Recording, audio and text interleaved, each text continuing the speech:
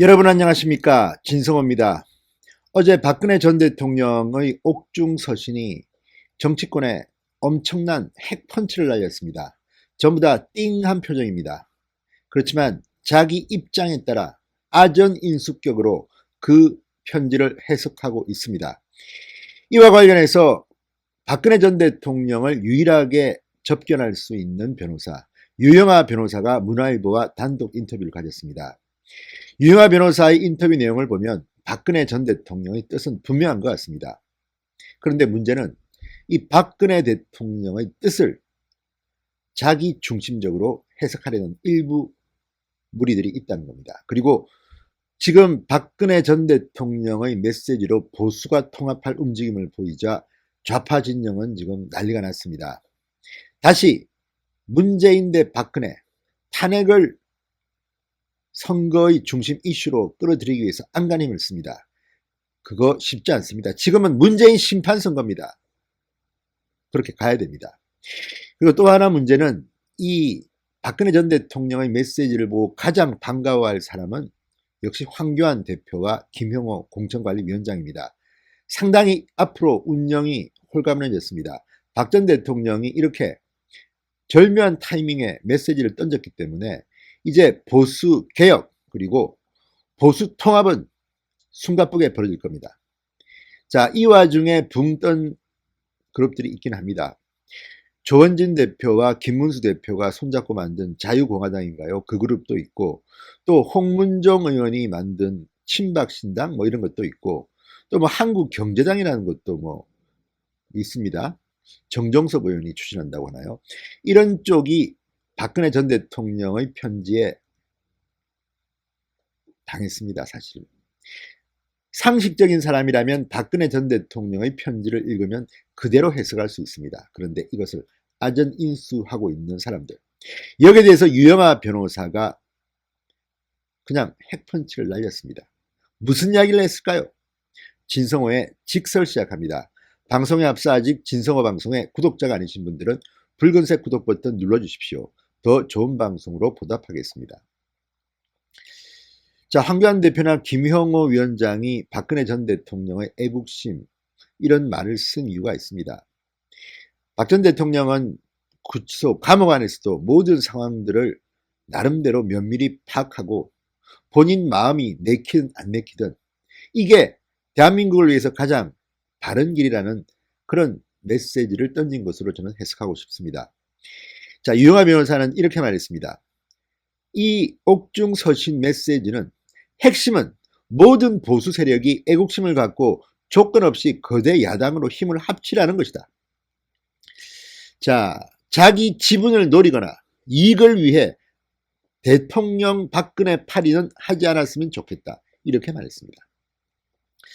유 변호사는 지금까지 3년 동안 박근혜 전 대통령에 대해 지지를 보냈던 많은 분은 일반 민초이지 정치인들이 아니다. 이렇게 말했습니다.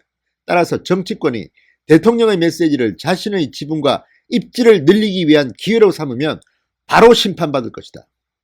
거듭 강조했습니다. 유영하 변호사의 말 속에는 뼈가 있습니다. 박근혜 전 대통령이 옥중에서 생각을 안 하셨겠습니까? 자기를 팔아서 정치를 한 배지를 단 그 많은 사람들, 그 뒤 어떤 처신을 보였습니까? 솔직히 자, 친박 8위를 해서 배지를 달고 뭐 4선, 5선, 6선, 8선까지 한 사람도 있습니다. 그런데 과연 그들이 박근혜 대통령이 그렇게 될 때까지 옆에서 어떻게 보좌했으며 또 그 이후에 보인 행동들은 어땠는지 박 전 대통령은 국민들을 생각하지 정치인들을 생각해서 이런 메시지를 던진 것은 아니라는 생각이 듭니다. 이 점을 유영하 변호사는 분명히 한 것으로 보입니다.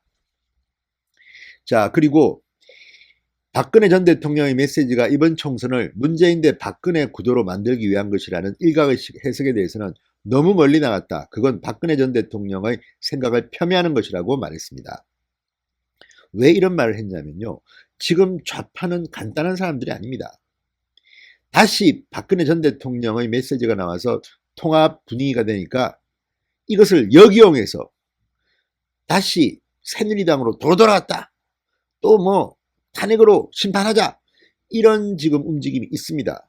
그리고 또 하나 이 메시지는 김형호 공천관리위원장의 TK 공천에는 엄청난 힘이 될 거라고 저는 판단합니다.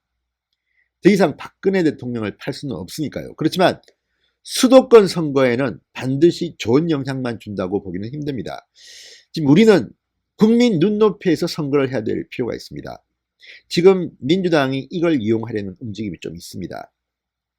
심상정 정의당 대표는 박근혜 전 대통령을 고발까지 했습니다.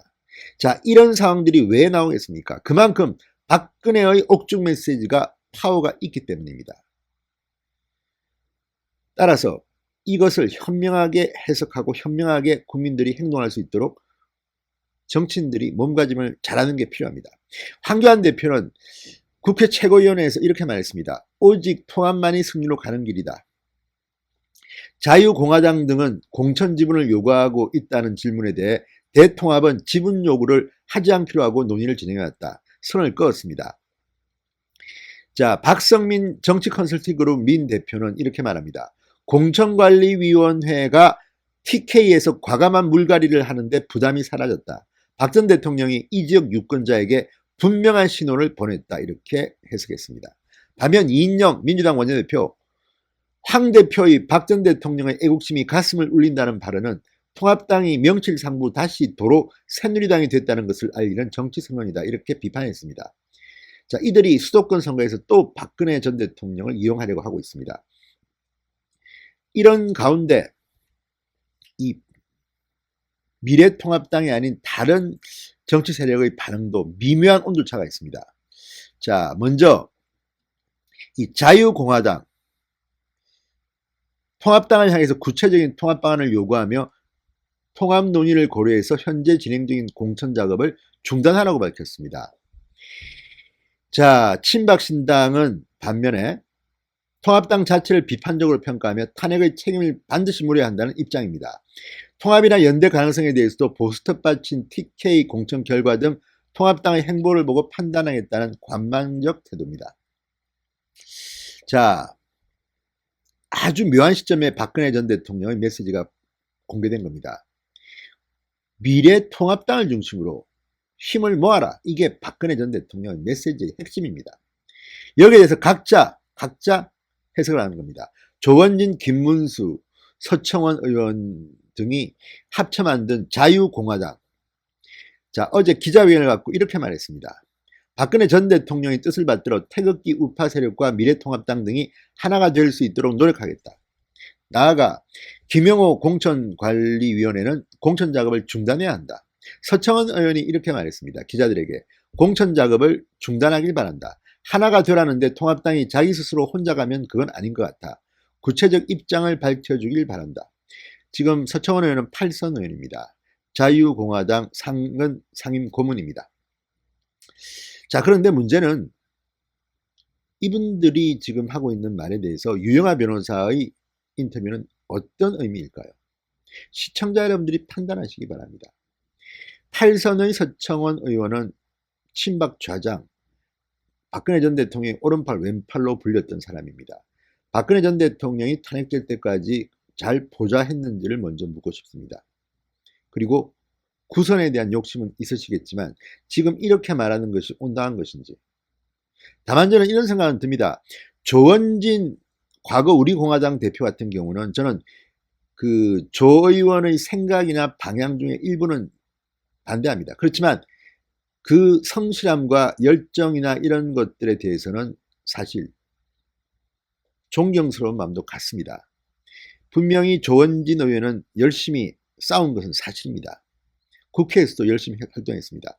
또 김문수 대표, 이분 역시 저는 그렇게, 물론 지금 모양이 조금 우습게 됐습니다.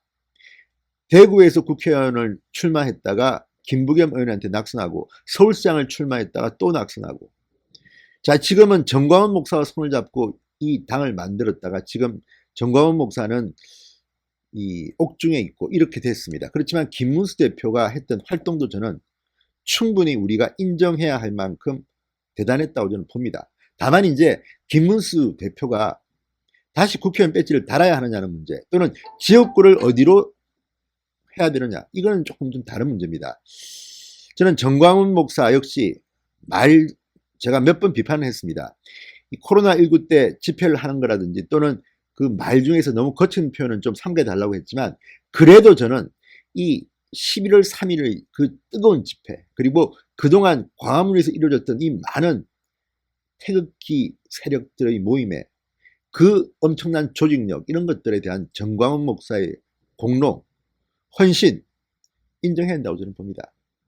역시 뭐 정광훈 목사는 기독교당인가요? 뭐 그쪽이기 때문에 꼭 뭐 이 자유통일당과도 좀 다릅니다. 결이 그렇긴 하지만 그런 점에 대해서는 인정해야 된다. 그리고 거기에 열심히 헌신했던 사람 중에서 국민 눈높이에서 국회의원 할 만한 사람이 있으면 저는 미래통합당도 받아들일 필요가 있다. 다만 이거는 이제 지금 시점이 너무 국회의원 선거가 이제 40일 정도 남았습니다. 그렇다면 급한 대로 지금 추가 공모를 하겠다든지 뭔가 액션이 있어야지 미래통합당의 아이디어를 내라고 하는 것은 현실적으로는 힘듭니다. 아니면 시기적으로는 비례대표는 가능합니다.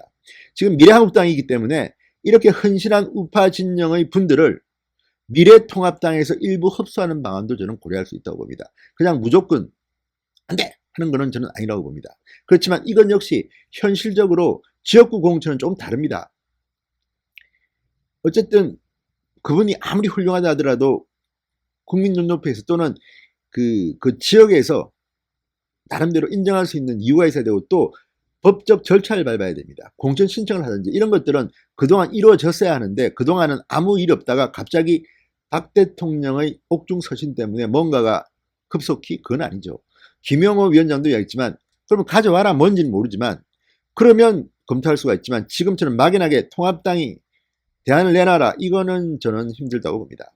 이런 모든 것을 감안해서 해야 됩니다. 다만 제가 걱정하는 것은 본인이 제일 잘 알 겁니다. 특정인은 말하지 않겠습니다.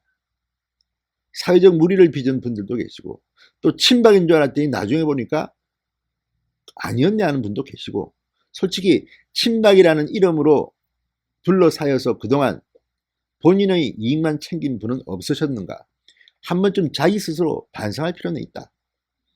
그리고 지금은 제가 볼 때는 친박이냐 아니냐를 지금 따지는 것은 별 의미가 없습니다. 다만 지난 선거 때 그 책임론은 있습니다. 예를 들어서 김무성 전 대표 같은 경우는 어쨌건 책임에서 자유로울 수가 전혀 없는 그런 정치인입니다. 본인도 알고 있습니다. 정치는 결과로 말하는 겁니다. 그리고 또 하나는 그래도 중요한 것은 시대정신입니다. 이 시대정신에 맞는 사람 그리고 국민 눈높이라는 것은 상당히 중요합니다. 지금은 문재인 정권을 심판해서 대한민국을 구해야 하는 시기입니다. 그런데 다시 옛날로 돌아가서 또 친박 비박 네가 잘했니 내가 잘했니 그게 뭐가 의미 있습니까? 지금의 그 사람과 과거의 그 사람은 다른 사람일 수도 있습니다. 아무튼 유영하 변호사의 이 인터뷰를 보면서 아직도 박근혜 전 대통령을 할 게 더 남았나 이런 생각이 듭니다. 그렇게 좋은 시절을 보내신 분들이 또 박근혜 전 대통령을 팔아서 보수의 문재인 심판을 방해한다면 유영하 변호사의 말처럼 국민들의 심판을 받을 거라 그런 생각을 해봅니다. 진성호의 직설이었습니다. 여러분 감사합니다.